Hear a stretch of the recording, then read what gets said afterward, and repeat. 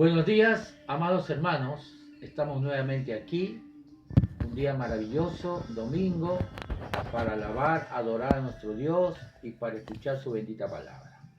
Así que antes de empezar, vamos a saludar a cada oveja, cada familia de nuestra iglesia, Palabra de Gracia y Fe, aquí en Santiago de Chile. Y también a muchos hermanos de aquí, de este país de Chile, en el norte, Calama. Tenemos muchas amistades, y también en el sur, que nos escuchan bastante. También en Perú, en Lima, muchos hermanos, líderes, pastores, allá en Lima, en el norte, Cajamarca, Trujillo, Chiclayo, en Tacna, en Hilo, en Arequipa.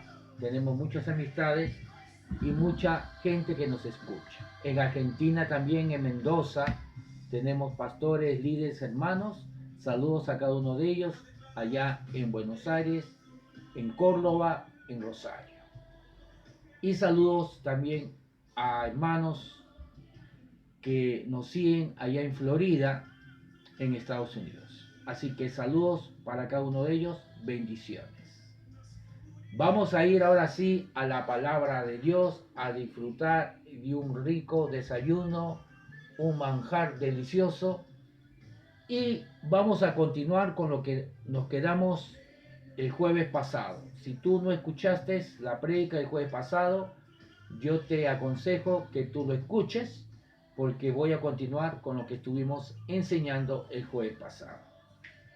Vamos a Efesios capítulo 2, otra vez el verso 8.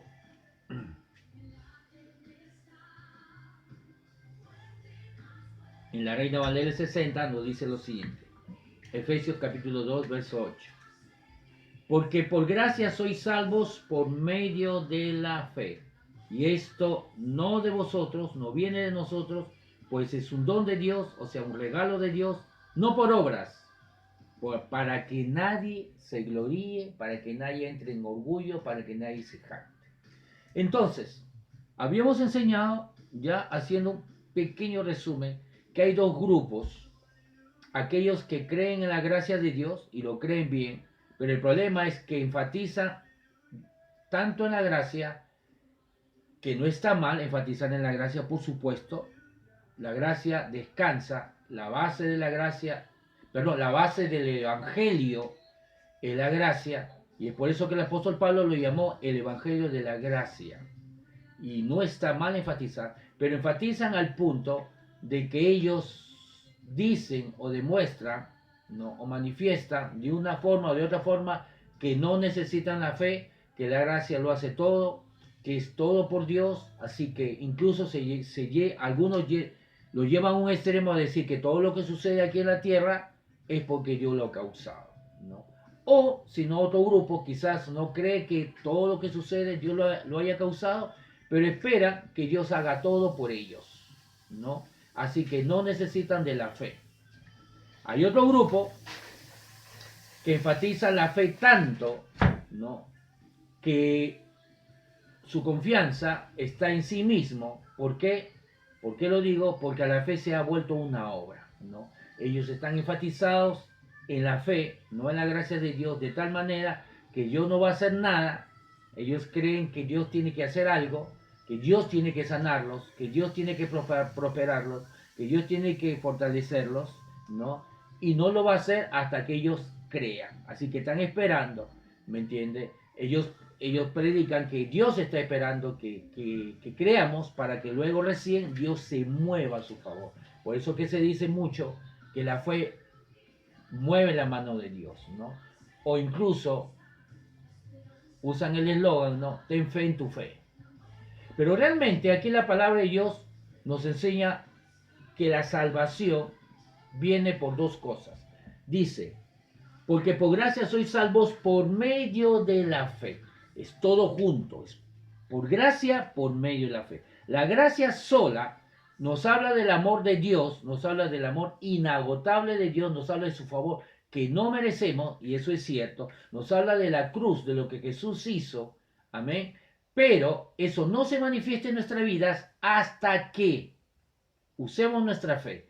¿Qué es nuestra fe? Es la respuesta a lo que estamos escuchando. ¿Qué estamos escuchando? Que Jesús ya nos salvó, ya nos perdonó, ya nos sanó, ya nos prosperó. Y todo lo que nosotros necesitamos aquí en la tierra, incluso algún problema que se presenta, Dios ya proveyó la salida. Y la fe solamente es creer que esa provisión ya está hecha.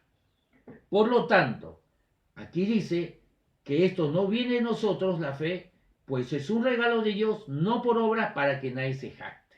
Eso significa que la fe misma, incluso la fe misma, no trae mérito en sí mismo. No puede traer mérito. ¿Por qué? Porque si traería mérito, entonces se contradice con lo que dice aquí, para que nadie se gloríe. Toda cosa que traiga mérito, incluyendo la fe, traería gloria a nosotros. Y en Romanos 3:27, si no me equivoco, dice que Dios eliminó. Podemos ir allá muy claramente. Romanos capítulo 3, el verso 27, dice, ¿dónde pues está la jactancia? Orgullo. ¿Dónde está el orgullo? Queda excluida, eliminada, dice en otra traducción. ¿Por cuál ley queda eliminada? ¿Por la ley de las obras? Por supuesto que no, todo lo contrario. Lo que trae el legalismo, lo que trae colocarnos debajo de la ley, trae orgullo. ¿Por qué? Porque es por lo que tú haces, por lo que tú cumples, por tu obediencia, que tú eres premiado, ¿no? Eres premiado, eres justificado, eres salvado, eres perdonado, eres sanado, eres prosperado por lo que tú haces. Obviamente, entonces estar bajo la ley trae obras y eso trae orgullo. ¿Por cuál ley? ¿Por la ley de las obras? No, sino por la ley de la fe. Concluimos pues que el hombre es justificado por fe sin las obras de la ley. Amén. Entonces, somos justificados. Somos salvos por gracia, por medio de la fe. Las dos cosas van juntas. Pero en la fe, por favor, en sí misma no puede traer tampoco orgullo, jactancia. No puede traer, por lo tanto, mérito. Aunque la fe es importante, no trae mérito. Las dos cosas deben ir juntas. Ahora, en la nueva traducción viviente vale la pena leerlo. Dice Efesios 2:8.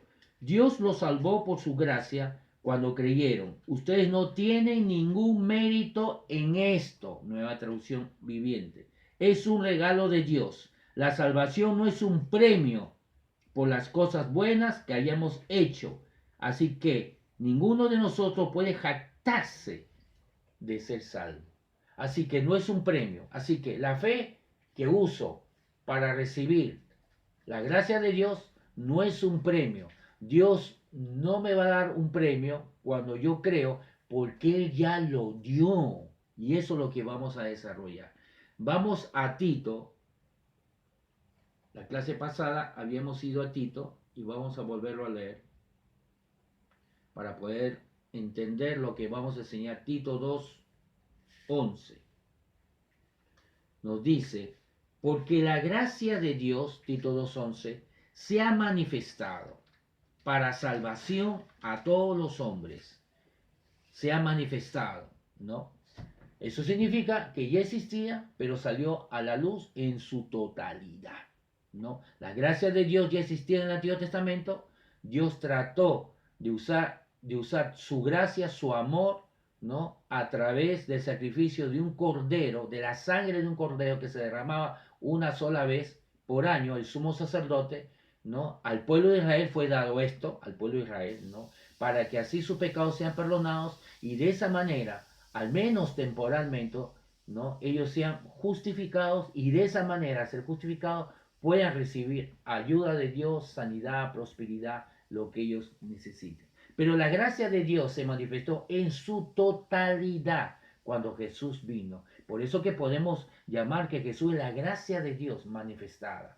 En Juan 1, ¿no? Podemos ver que en Juan capítulo 1, el verso 17, si no me equivoco, dice que Moisés trajo la ley, pero Jesús trajo la gracia y la verdad, o trajo la gracia y el evangelio, ¿no? Entonces está tratando en Juan 1:17 hacer un contraste. Un contraste. ¿Por qué un contraste? Porque la ley y la gracia realmente son excluyentes. No hay intercesión. No podemos tener las dos cosas juntas. La mayoría de las iglesias, incluso personalmente, nosotros en nuestra vida, quizás la mayoría no nos hemos dado cuenta, tenemos una mezcla de ley y gracia. Todavía en nuestra conciencia estamos tratando de justificarnos, de creer que Dios nos justifica, nos va a perdonar y nos va a ayudar porque caminamos en buena conducta, porque caminamos en santidad. Y eso no es cierto. Por supuesto que caminar en santidad. Tengo que aclararlo porque hay hermanos que piensan al tiro, el pastor está diciendo que no es importante caminar en santidad. No, es importante, pero la santidad no es una condición para ser justificado, sino es un fruto, resultado de haber sido justificado. Entonces, porque la gracia de Dios se ha manifestado para salvación a todos los hombres. Entonces dice claramente que la gracia de Dios ya se ha manifestado para traer salvación a todos los hombres. Mi pregunta es, habíamos usado la persona Juanito Pérez como ejemplo. La pregunta es, ¿todos los hombres somos salvos? ¿Todos los hombres se han rendido a Jesús, han tomado a Jesús como Señor y Salvador? No. Juanito Pérez no se ha convertido. Pero aquí dice que la gracia de Dios se ha manifestado a todos los hombres trayendo salvación. ¿Ven? Es muy claro. Aunque la palabra de Dios dice que la gracia de Dios ya se ha manifestado, ya se ha dado, ya se ha entregado, ya está disponible a todos los hombres, no significa que todos los hombres son salvos. No significa que todos los cristianos son sanos. No significa que todos los cristianos están siendo prosperados o fortalecidos. No significa que todos los cristianos están caminando en victoria. No significa que todos los cristianos están caminando sin preocupación y creyendo en Dios. Muchos cristianos están caminando en temor, sobre todo en estos días de que hay pandemia. Entonces, ¿por qué? A pesar que aquí dice que la gracia de Dios ya se ha manifestado, ya se ha entregado, porque la gracia sola no salva a nadie, no sana a nadie, no prospera a nadie, no ayuda a nadie, porque necesita la fe. La fe sola tampoco no nos sirve, porque la fe es creer, es convicción, pero convicción ¿en qué? ¿En qué? ¿En persinarse? En la patita de un conejo, en supersticiones, en el horóscopo. ¿En qué es la fe? Fe es fe en Dios, fe en lo que Él dice, fe en lo que Él dijo. Entonces, la fe por sí sola no existe, no sirve si no tiene la gracia. La fe necesita creer en algo. ¿Creer en qué? Creer en Dios, en su palabra, en lo que Él dijo, en su gracia, en lo que Él ha declarado. Entonces, la gracia, aunque habla del amor de Dios, aunque habla de lo que Jesús hizo en la cruz, como regalo, ¿no? Su amor inagotable, gratuitamente, aunque la gracia habla lo que Jesús hizo, la gente no lo disfruta, o a no ser que lo crea. Entonces, las dos cosas necesariamente tienen que ir juntas, gracia y fe. Yo creo que con eso quedó claro. Ahora, tenemos que entender cómo funciona esto de la gracia y la fe juntas.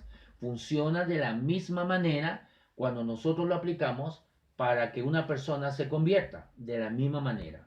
Nosotros no decimos, por ejemplo, Juanito Pérez. Supongamos que Juanito Pérez, no, ya creemos que no hay nadie que se llame Juanito Pérez que nos esté escuchando en este momento.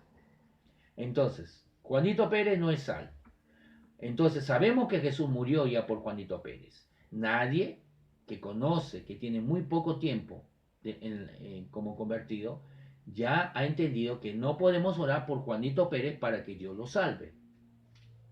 Porque si oramos así, entonces realmente no hemos entendido.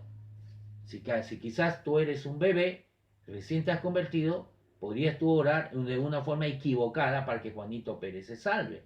Pero realmente es tonto orar para que Dios salve a Juanito Pérez porque sería ignorar lo que Jesús hizo. La Biblia es muy clara que Juanito Pérez ya es salvo. Jesús ya lo salvó.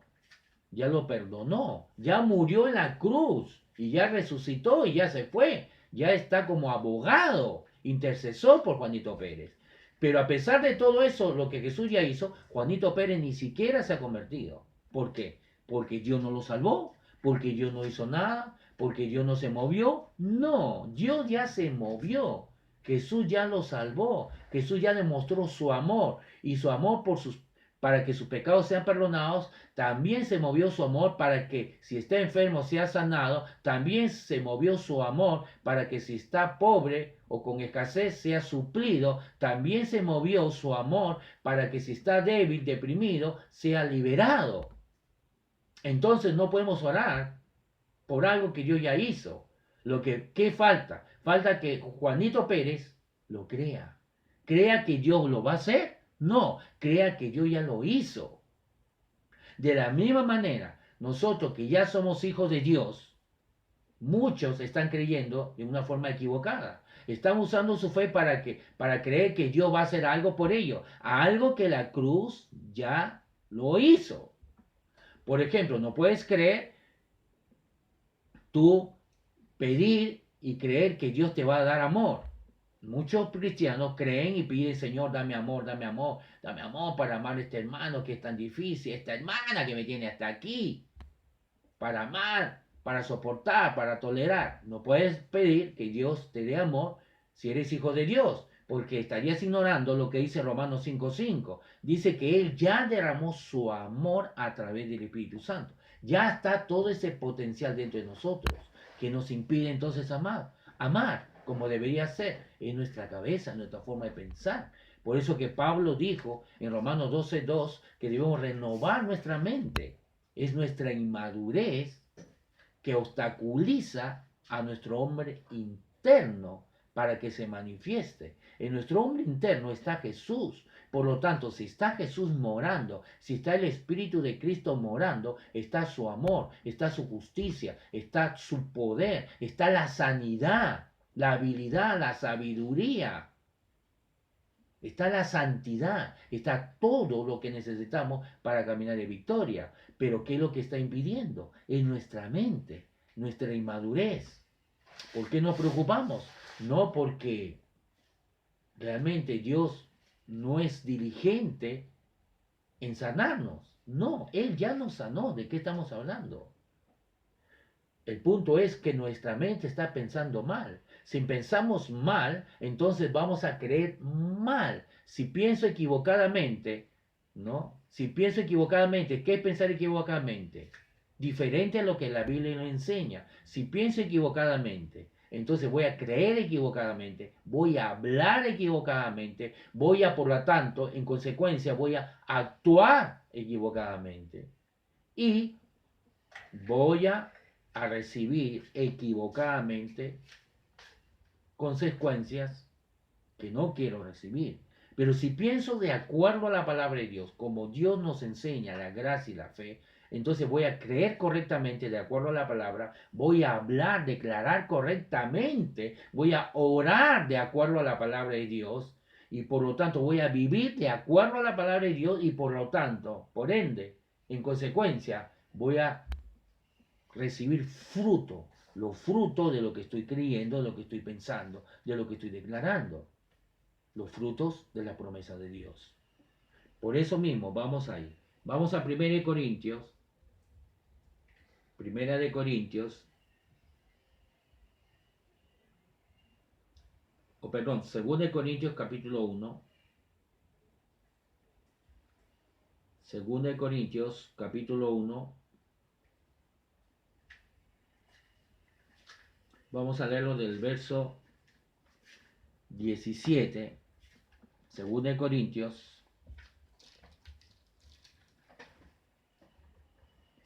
capítulo 1. Nos dice así, en la Reina Valera del 60. Atención que estos versículos son muy importantes, nos va a dar mucha más luz. Dice el verso 17. Lo recomendable es leer mucho más antes, pero no tenemos todo el tiempo. Así que es usted que tiene que ser estudioso de la palabra, escudriñar la palabra de Dios, ya, y poder leerlo ya en su casa detenidamente, con más calma, todos los versículos. El verso 17 dice, así que el apóstol Pablo, al proponerme esto, usé quizás de ligereza, o lo pienso hacer, lo pienso según la carne. O sea que uno puede pensar según la carne, obviamente. ¿Qué cosa es pensar según la carne? Obviamente pensar según la carne es equivocadamente. Es todo lo contrario a pensar a través del Espíritu.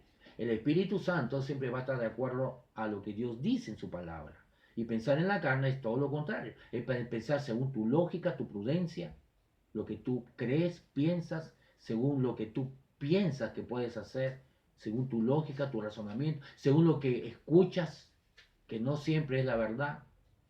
Entonces, según lo que sientes, lo que tu cuerpo te pide, o lo que tu mente no renovada piensa. Así que, según dice, o lo que pienso hacer, lo pienso según la carne, para que haya en mí sí y no. Cuando pensamos según la carne siempre va a haber duda. El pensar sí y no, obviamente es duda. El dudar significa quizás sí, quizás no. Quizás me quiere, él me linda la linda, quizás no me quiere, él me linda la linda. Quizás Dios me quiere sanar, quizás Dios no me quiere sanar. Ojalá. La palabra ojalá, perdón, la palabra ojalá tiene un origen árabe, que significa si Alá lo quiere. O sea, duda. De repente Dios quiere, de repente Dios no quiere. No hay certeza, no hay convicción, no hay seguridad, hay duda. Entonces Pablo dice, lo pienso según la carne para que haya en mí sido, para que haya en mí duda. Cuando lo hacemos según la carne, no según la palabra de Dios, no según el Espíritu Santo, vamos a generar duda en nosotros. Verso 18. Mas como Dios es fiel, no cambia. Él no es hombre para que cambie de opinión. La ciencia ha ido progresivamente. Significa muchas cosas se han corregido. Dios no cambia.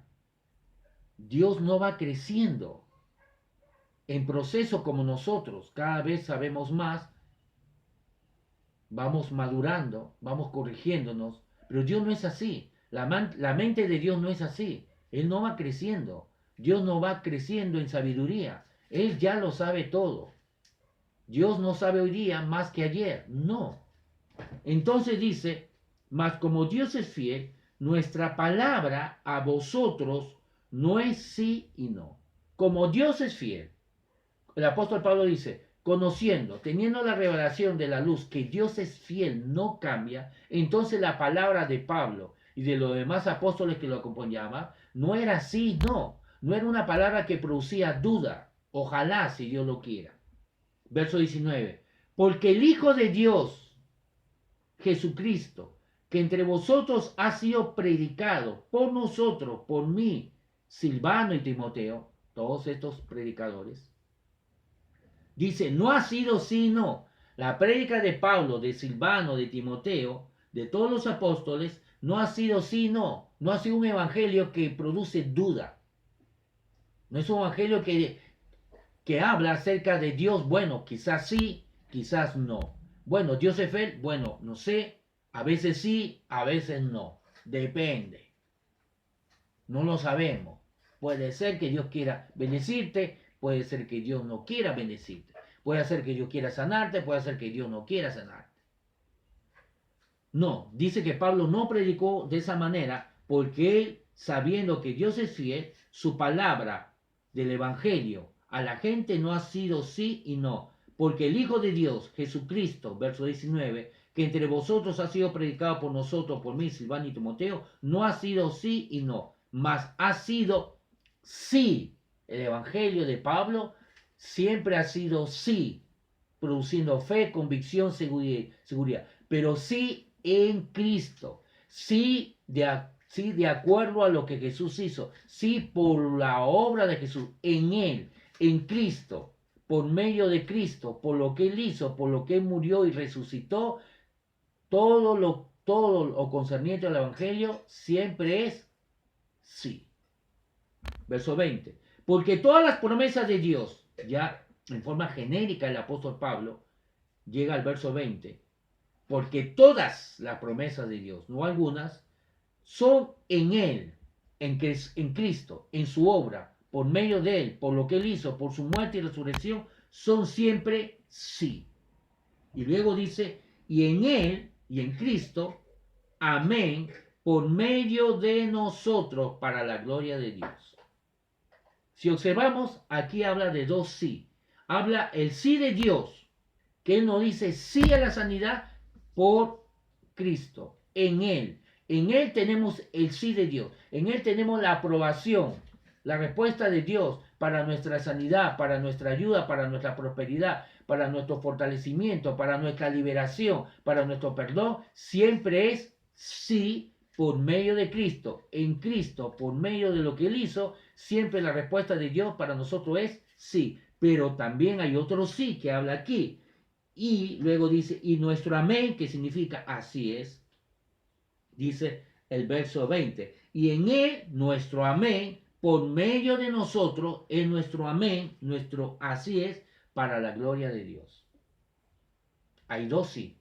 El sí de Dios, donde Él te declara sí a la sanidad, si lo necesita. Sí a perdonar tus pecados, si lo necesita. Sí a que seas fortalecido, si lo necesitas. Sí a liberación, si necesitas liberación.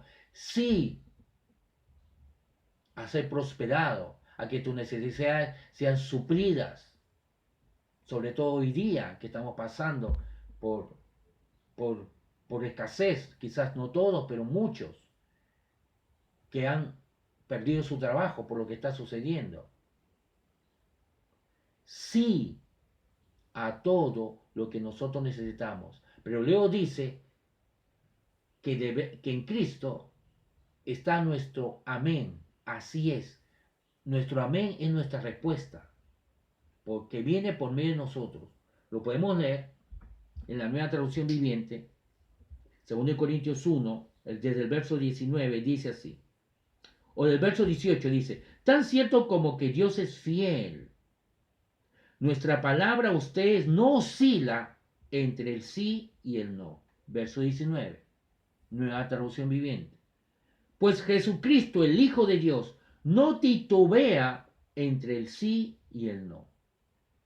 Jesucristo, el Hijo de Dios, no titubea entre el sí y el no. Bueno, no sé, déjame pensar, a ver si te sano, voy a ver si te portas bien, si te portas mal, a ver, voy a revisar tus méritos, a ver cuántas veces has faltado a la iglesia. No dice eso, dice que Jesús no actúa de esa manera. Entonces, pues Jesucristo, el Hijo de Dios, no titubea entre el sí y el no.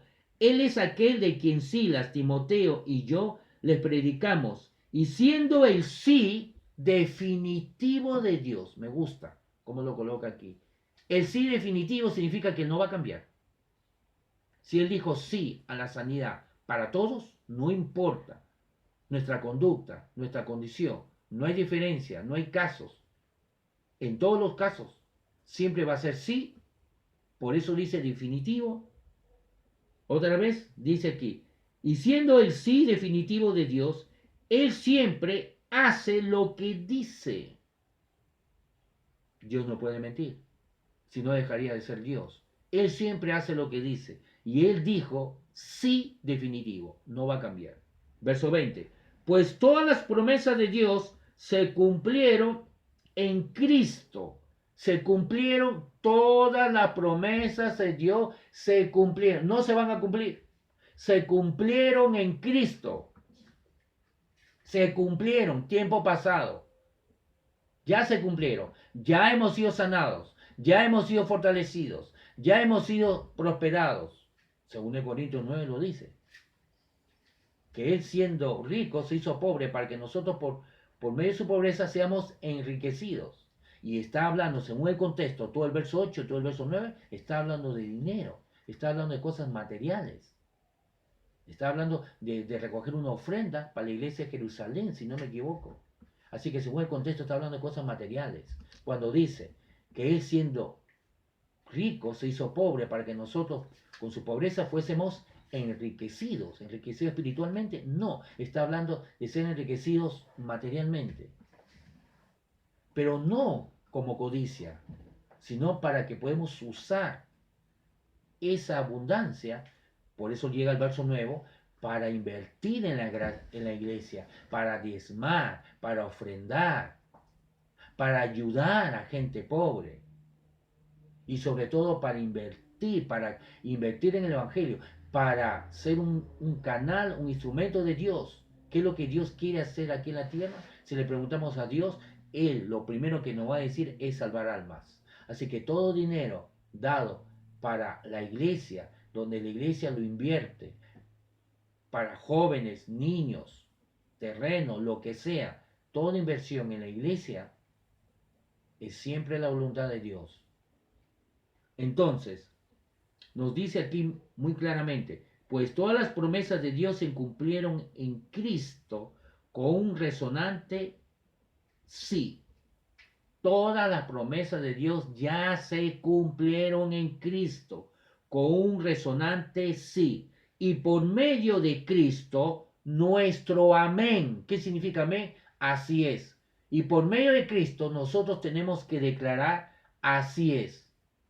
Nuestra fe es nuestro amén. Aquí está hablando la palabra de Dios, la gracia. La gracia nos dice sí. Todo lo que hable, lo que Dios ha hecho, está hablando de gracia. Gracia habla de lo que Dios es, de lo que Dios ha hecho. Así que cuando Dios dice sí, está hablando de su gracia. Pero luego habla de otro sí, nuestro amén. Así es. Ahí está hablando de nuestra fe, nuestra respuesta. Tenemos que responder, porque la gracia sola no nos va a sanar, no nos va a salvar, no nos va a perdonar, no nos va a prosperar. Tenemos que responder a esa gracia a través de nuestra fe. ¿Cómo respondemos? Con un amén. Así es, lo creo, es mío, lo tomo. Mi fe no es para que Dios haga algo. ¿Qué va a hacer si yo ya lo hizo? Mi fe no es para que Dios se mueva. Mi fe no es para que Dios me sane. Ya me sanó. Por la llave de Jesús ya estoy sano. Isaías 53, tiempo pasado. Segunda de Pedro 2:24 también está en tiempo pasado. Tengo que creer que ya Él ha hecho. Sí, por supuesto, puedo orar por mi sanidad. Pero si no llego al punto, puedo orar. Pero si yo no llego al punto de creer que ya ha sido hecho, entonces realmente no estoy recibiendo. Entonces realmente no he entendido cómo funciona la fe. La fe no es para creer que Él va a hacer algo. La fe es para creer que Él ya lo hizo. Y por lo tanto tengo que creer que Él ya lo hizo. Es mío, Él ya lo tengo. Entonces dice, pues todas las promesas de Dios se cumplieron en Cristo con un resonante sí. Y por medio de Cristo nuestro amén, que significa sí, se eleva a Dios para su gloria. Otra vez, la última parte, dice, pues todas las promesas de Dios se cumplieron en Cristo con un resonante sí. Y por medio de Cristo, nuestro amén, así es, que significa sí, la nueva traducción viviente justamente lo coloca, que significa sí, se eleva a Dios para su gloria. La gracia diciéndonos que todo lo que nosotros necesitamos, toda su promesa, es sí, ya se cumplieron, ya está hecho, es sí para ti. Y la fe, nuestra respuesta a lo que estamos escuchando, a lo que nos estamos enterando del Evangelio de la gracia. Tenemos que responder, sí a Cristo, es mío, lo tengo. Vamos a ver un ejemplo acerca de esto. Vamos a Lucas capítulo 17. Es mejor entender las cosas, muchos entendemos con un ejemplo. Y hay varios ejemplos en la Biblia, pero este es uno de mis ejemplos favoritos. Lucas capítulo 17. Hay varios ejemplos, como le digo, pero podemos ir de a poco. Pero este es un ejemplo muy claro en cuanto a cómo funciona la gracia y cómo funciona la fe. Las dos cosas deben ir juntas. Dice Lucas capítulo 17, el verso 11.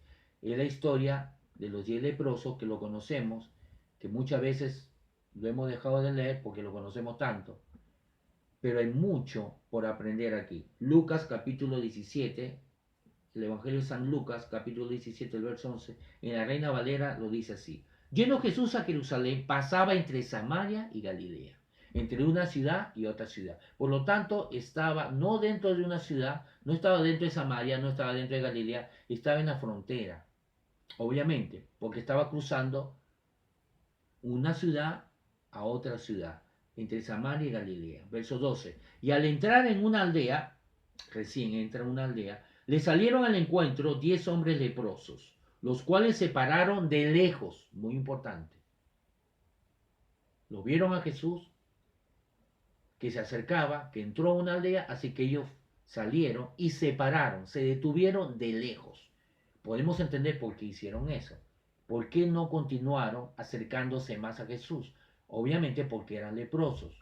Por eso que es muy importante investigar, ¿no? En ese tiempo un leproso era llamado inmundo.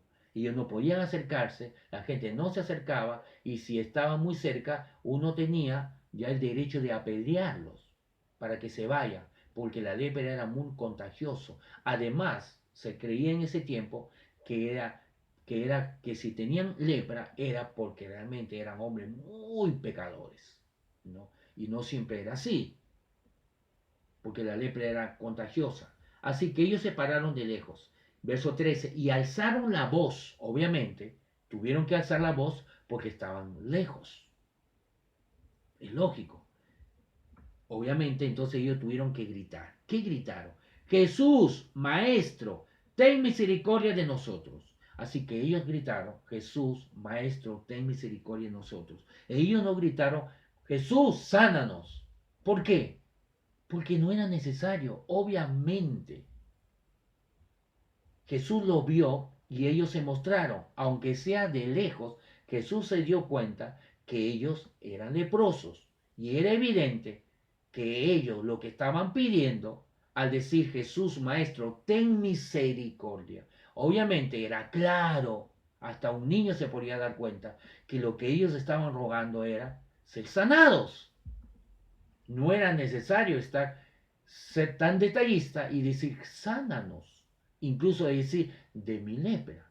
Así que ellos clamaron, sabiendo que Jesús le estaba mirando su enfermedad, su lepra, dijeron, gritando, Jesús Maestro, ten misericordia de nosotros.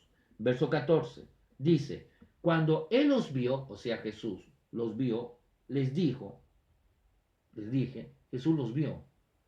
Estaban de lejos, pero no tan lejos para que Jesús no se dé cuenta que ellos estaban con lepra.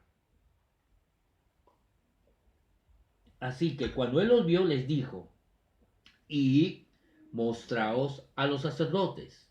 Así que Jesús respondió a la petición de estos leprosos, diciéndole, y mostraos a los sacerdotes.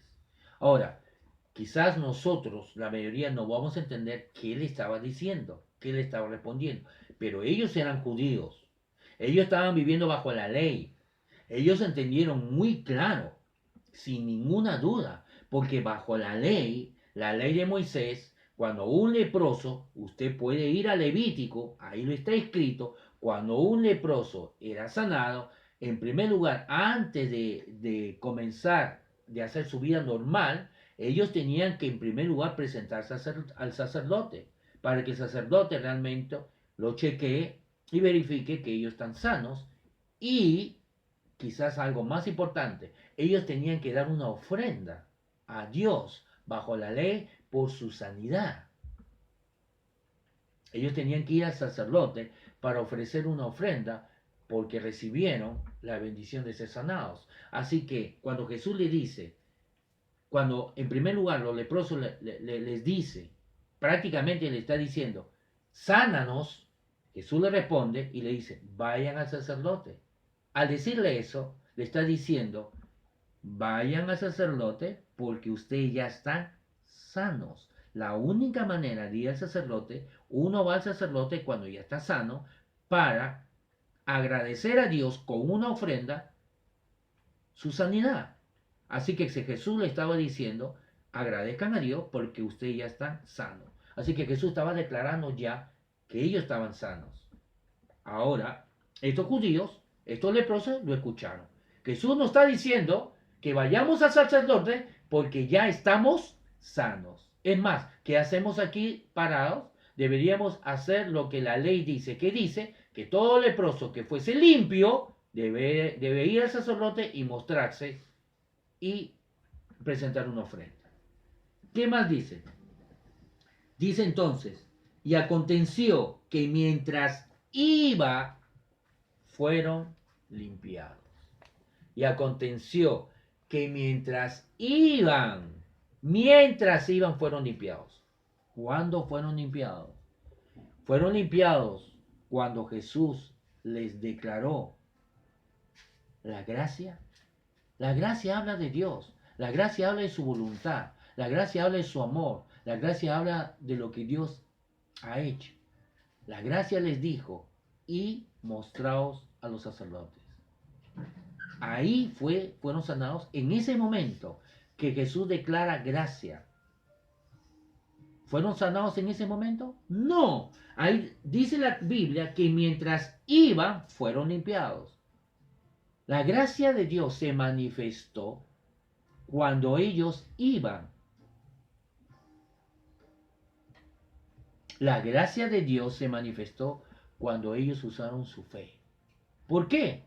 Obviamente que cuando Jesús declaró que ellos estaban sanos al decirle, vayan a mostrarse al sacerdote, ellos tuvieron que mirarse. Oye, Jesús dice que debemos ir al sacerdote porque estamos sanos.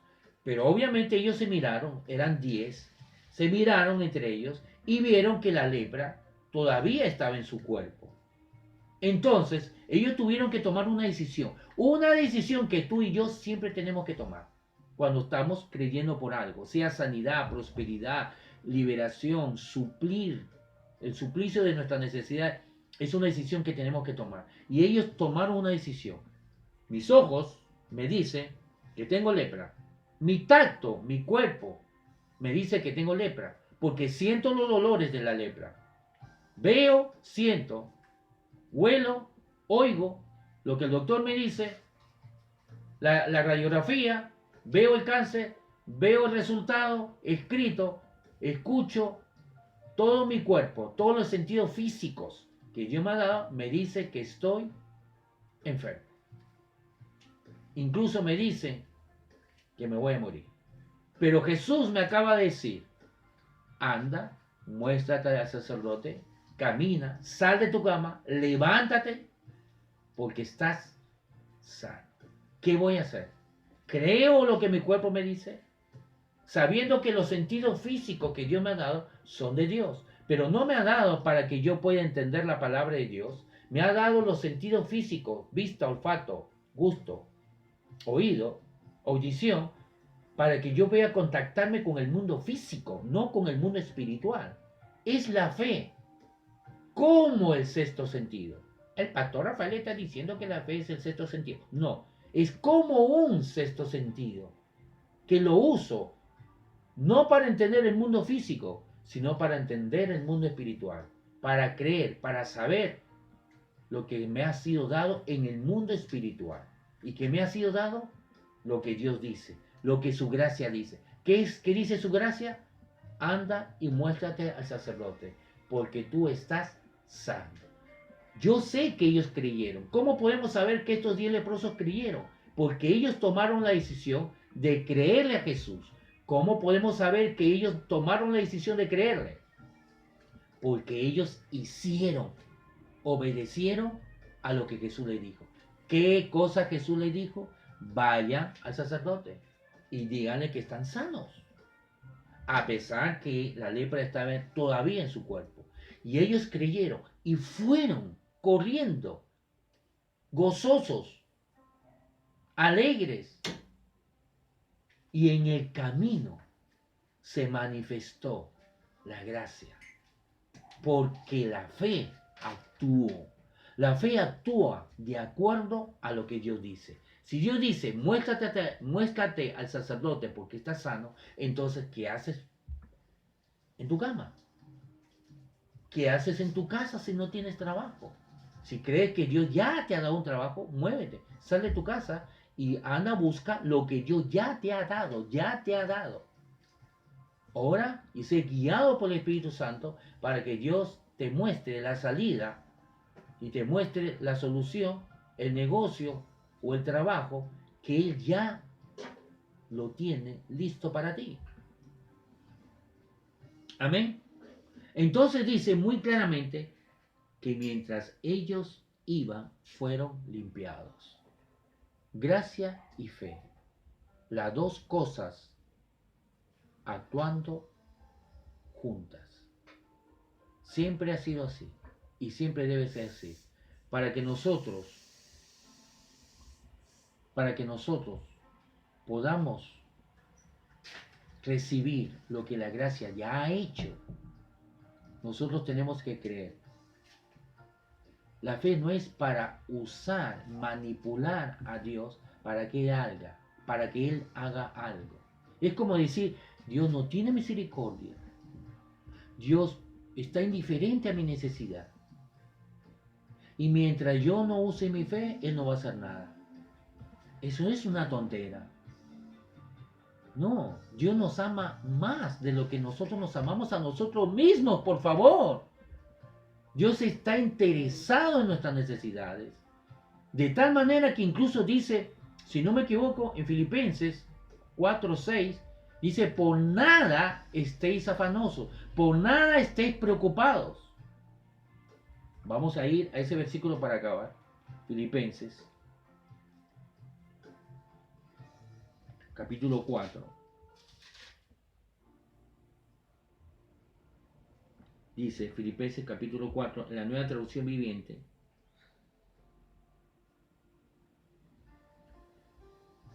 Vamos a acabar Filipenses capítulo 4 y después vamos a continuar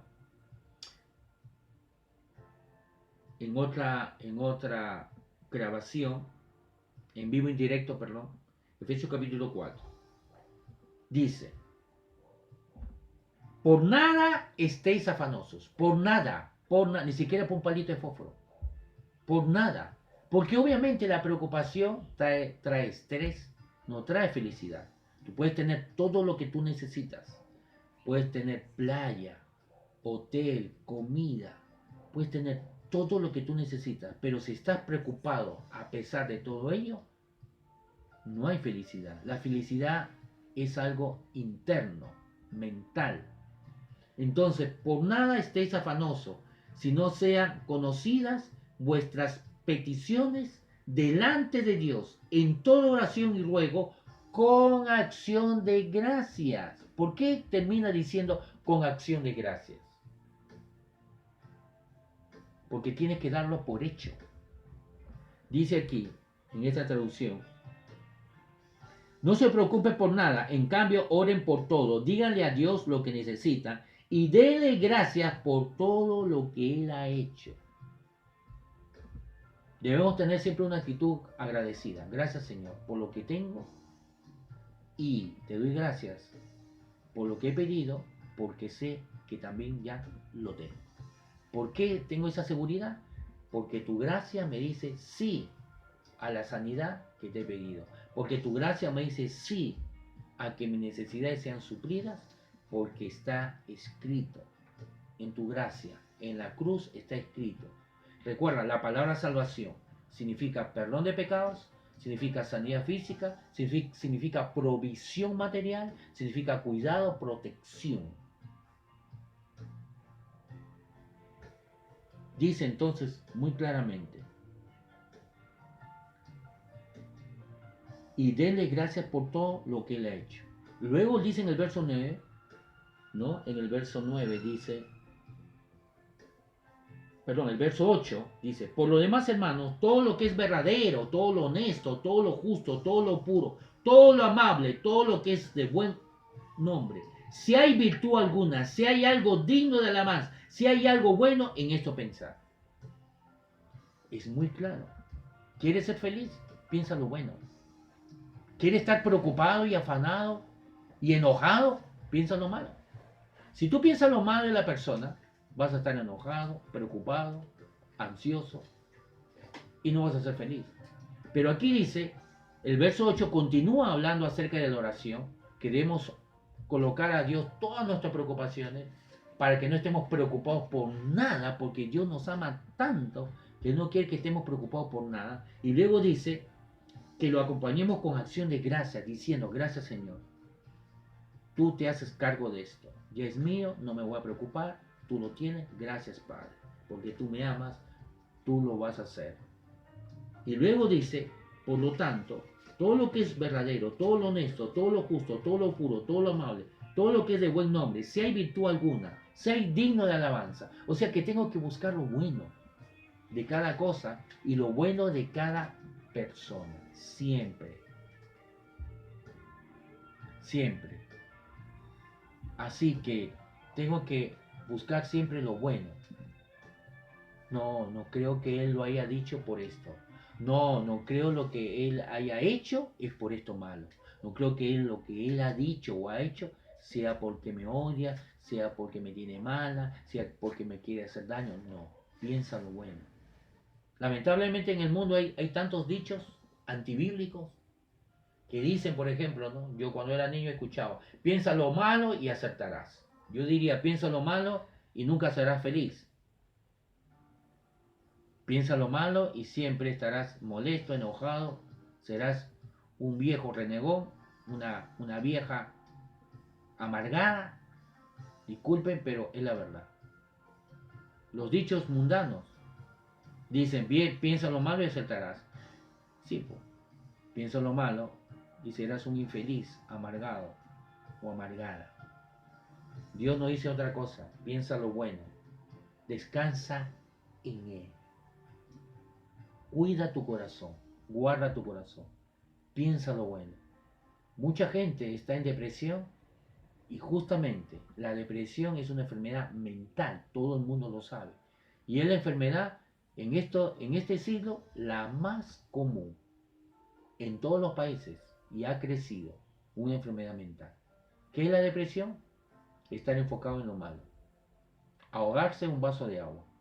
Los psicólogos mismos dicen que el 70% de lo que tememos no tiene fundamento.